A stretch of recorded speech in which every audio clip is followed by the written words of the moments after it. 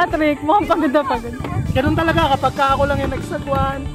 May napansin ako sa live vest ni Patrick. Ganun talaga body fit. Okay.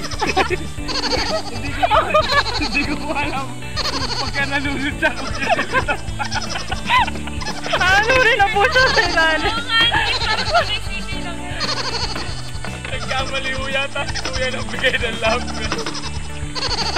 Pambata yata yan, Patrick.